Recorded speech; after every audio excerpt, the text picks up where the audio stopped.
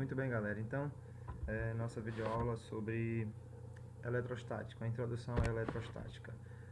Para começo de conversa, cabe a gente entender o que estuda a eletrostática. É a eletricidade, que é a área da física em que a eletrostática está inserida. A eletricidade estuda fenômenos causados por cargas elétricas. Cargas elétricas podem estar em repouso, podem estar em equilíbrio ou podem não estar em equilíbrio. Então, quando as cargas elétricas estão em equilíbrio, o estudo dos fenômenos decorrentes disso aí, de cargas elétricas em equilíbrio, a gente chama de eletrostática. Nessas primeiras videoaulas aqui a gente vai falar então um pouco sobre uma parte introdutória de eletrostática, alguns conceitos e alguns princípios que a gente vai ter que usar até o fim do curso de eletricidade e quando a gente falar de magnetismo também, ok? Então vamos para frente. O conceito chave, o conceito fundamental aqui é o conceito de carga elétrica, né? A carga elétrica, como a gente sabe, é uma propriedade intrínseca da matéria. Quando a gente fala que uma coisa é intrínseca, é porque você não tem como tomar esta coisa da matéria, não tem como você tomar a carga elétrica da matéria. Quando eu falo da matéria, eu estou falando dos constituintes fundamentais da matéria, aqueles que têm carga elétrica. A matéria ela é constituída por átomos, e os átomos em si são constituídos por basicamente três tipos de partículas, né?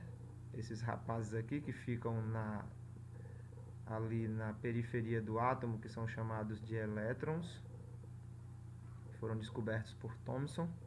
E aqui, isso aqui é o núcleo do átomo.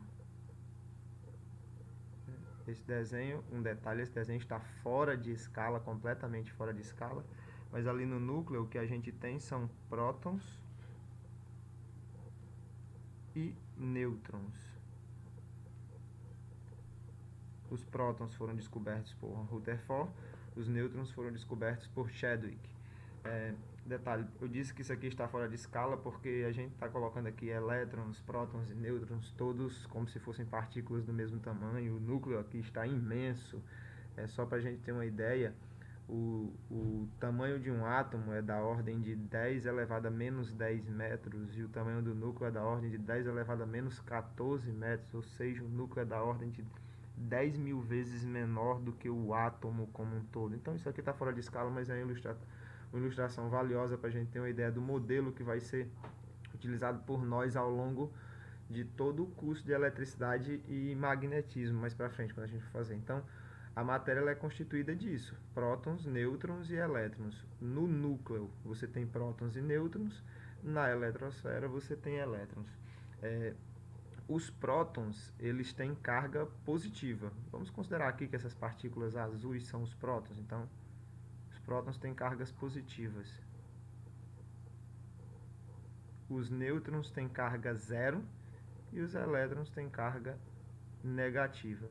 Então, quando eu falo que a carga elétrica é uma propriedade intrínseca da matéria, que você não pode tomar a carga elétrica da matéria, você não pode dar carga elétrica, aumentar a carga elétrica da matéria, eu estou falando desses rapazes aqui. Não tem como você tomar a carga de um elétron, fazer um elétron ficar nêutron, ou fazer um elétron ficar mais carregado do que outro elétron. É impossível. Um elétron sempre tem a mesma carga elétrica. É uma propriedade intrínseca dele. Ok? A gente vai precisar, então, constantemente, vai ser necessário medir carga elétrica. A unidade padrão utilizada para medir carga elétrica do sistema internacional é o Coulomb. Coulomb. Em homenagem a Charles Augustin Coulomb, que foi um cientista muito importante para esse ramo da física. A gente vai ver daqui a pouco, vamos falar daqui a pouco sobre o trabalho do Coulomb.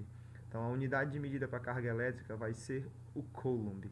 O Coulomb ele não é uma unidade fundamental. Lembrem que no SI existem 7 unidades fundamentais, que são as unidades de tempo, espaço, massa, quantidade de matéria, corrente elétrica, não carga elétrica, certo? Intensidade luminosa e temperatura, ok? O coulomb é a unidade de medida de carga elétrica, ele é uma unidade derivada da unidade de corrente elétrica, certo?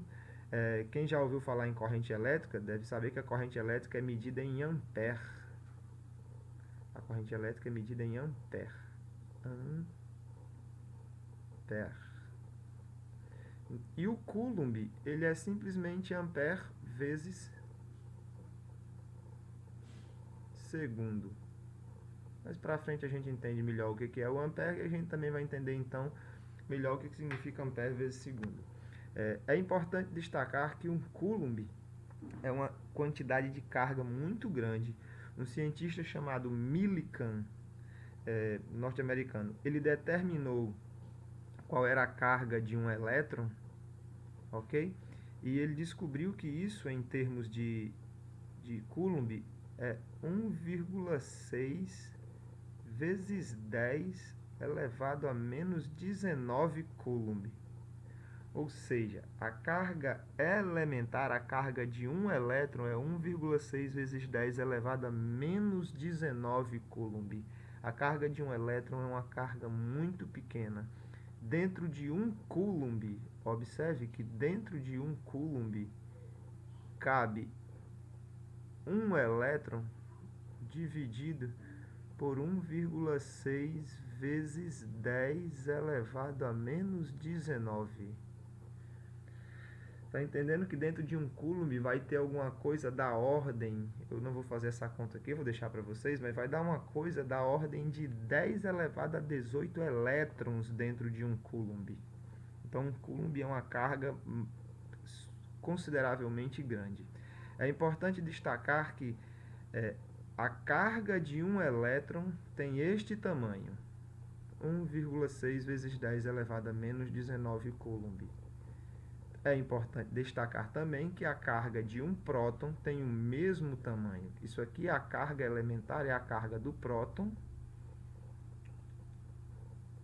E é também a carga do elétron. Esse E que a gente usa para representar a carga elementar não é de elétron, é de elementar.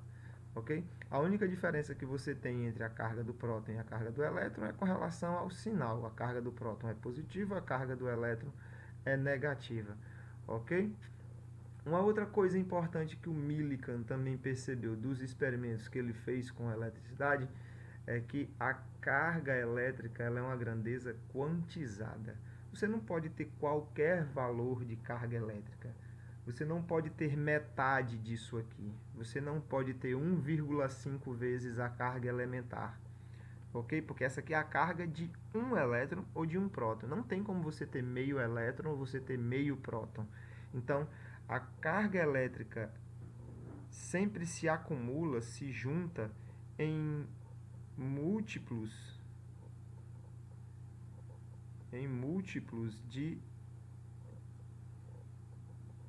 da carga elementar. Sempre. Qualquer corpo carregado ele vai ter uma carga elétrica que é um múltiplo da carga elementar.